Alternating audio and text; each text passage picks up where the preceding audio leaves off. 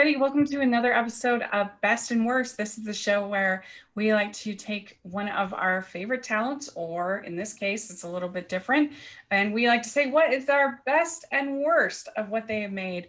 And it's a lot of fun. And we hope that if you like this shorter episode, that you will check out our Longer Hidden Gems podcast. And we think you'll really enjoy that as well. And I'm film critic Rachel Wagner, and Ryan is here. Hey, Rachel, it's great to be back with you. And yes, I am muddling through allergy season. However, I am at least a little bit excited because today we're going to be talking about the Muppets. And it's strange ranking like a worst for the Muppets because everybody loves the Muppets. Like, I haven't found a single person alive who doesn't love the Muppets. Like, they're for everyone to enjoy. And their movies, even like despite the quality, are still at least enjoyable. Like, my worst is like, I mean, you could watch it. It's not like egregious. Yeah. Yeah, I love the Muppets. I do Muppet May. That's why I thought to do this. And we're just kind of finishing out Muppet May. And I've really enjoyed doing that for the last 4 years. So I've covered almost all the Muppet properties. And I just love them. I think they're so joyous and fun and inventive and hilarious. And so you can't go wrong with the Muppets. My worst is not the best, but it's watchable. But why don't we get started? What is your best of the Muppets? So my favorite Muppets movie, and this is probably an insanely predictable choice, but it is the right one. It is A Muppet Christmas Carol. And I mean, there's a good chance that everyone here has seen this movie at least once or twice. It's the Muppets, but in the world of Charles Dickens's classic novel, A Christmas Carol. And A Christmas Carol is just one of those stories that just never gets old for me. It's about a miserly old man who sees the error of his ways, only to come out on the other side as a better person and trying to make things better. And when you think about it, the Muppets and this story should not go together, but it does, and it's great. Michael Caine is just awesome in this movie. He's awesome in most of the things that he is in. Like, he becomes a bit of a meme, like, I'm Michael Caine and all of that stuff.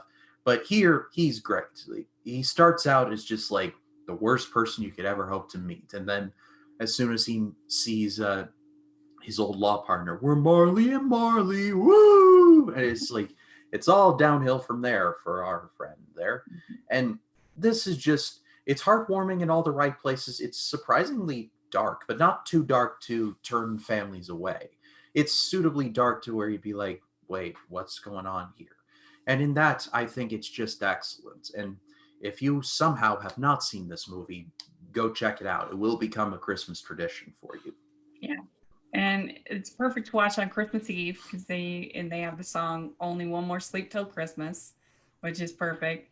And yeah, this would have definitely been my pick. I mean, obviously, I'm the queen of Christmas movies. I love Christmas movies. I love Christmas Carol, and I love this version of Christmas Carol. I love the fact that they have Gonzo playing Dickens and reciting like a ton of the text.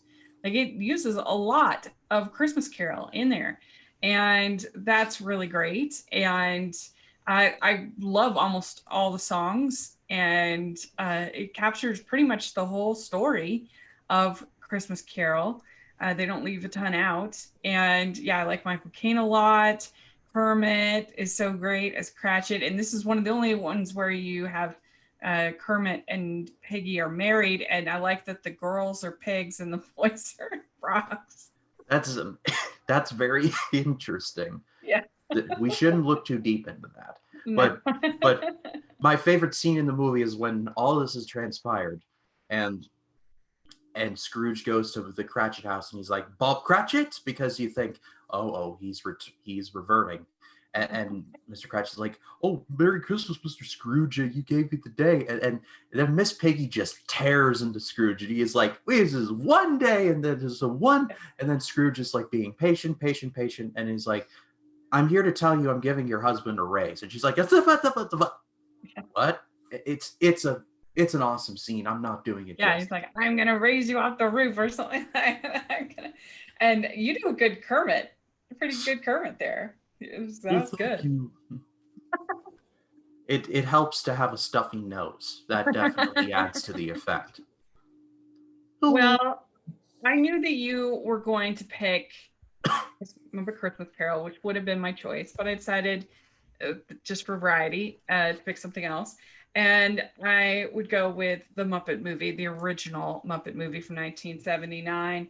It's such a fun movie. It's such a fun road trip movie that you have Kermit and Fozzie on the road and all the different hijinks that they come along the way. And they have the the doc who's trying to the hoppers trying to steal get Kermit and chasing them along the way, and you got some really catchy tunes, and starting with Rainbow Connection, which is just the best, and moving right along in terms of good things and bad things, together we'll nab it, we'll hitchhike or yellow cabot.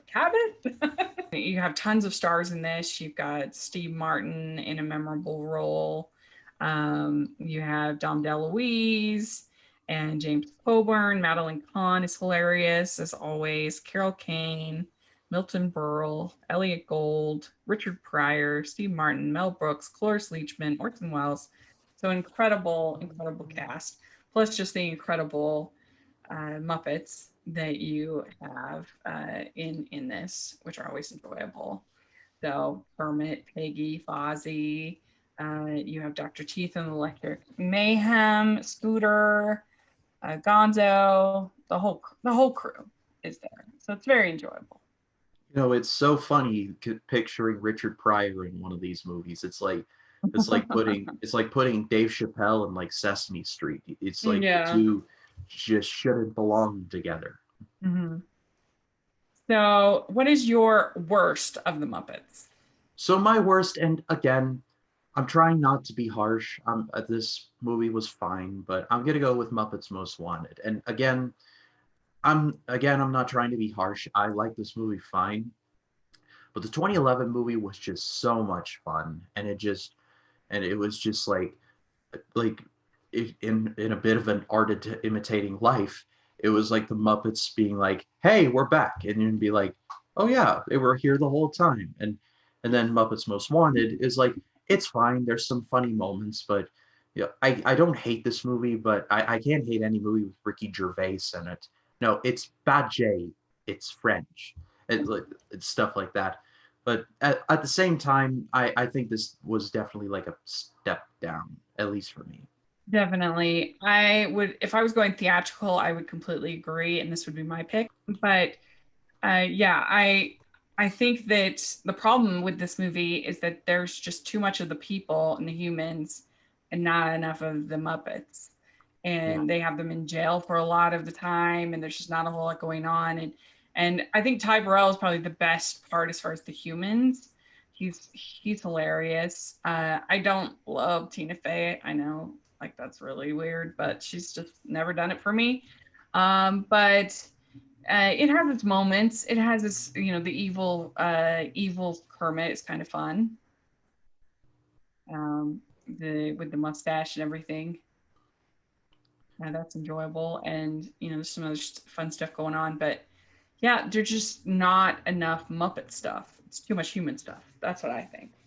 Yeah, and Ty Burrell is really good in the movie, but it's not Ty Burrell Most Wanted. It's Right. Muppets Most Wanted.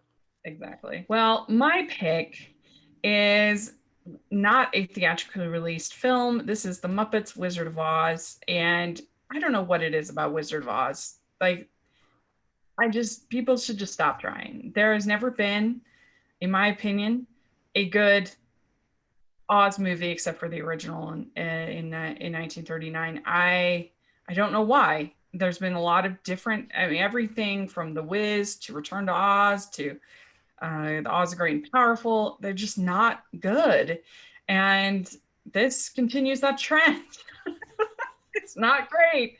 I mean, it has some fun moments, but you can feel the budget really bad. And Ashante is the lead, and I don't know if this was her first acting role. She's not the best. They have Queen Latifah and David Allen Greer, but they're kind of wasted as Aunt Em and Uncle Henry and kind of weirdly bring Quentin Tarantino into the mix, which is strange. And, and yeah, I don't know. It's not great. And so it's not one I would recommend to read. But I would recommend my review that I did with an actual puppet with Bongo, my friend's puppet, Bongo. I did the review for Family Movie Night last year. So you should check that out. But the movie is not great. So, and the music it's very auto-tuned, and I don't know why they did that because Ashanti has a good singing voice. But yeah, so I would skip the Muppets, A Wizard of Oz. Yeah, So I was with you, like David Allen Greer, Queen Latifah, and then Quentin Tarantino. Like, wait. What was that last one? Is like, talk about like Muppets are here. Tarantino's like way over there, like in yeah, terms of related things.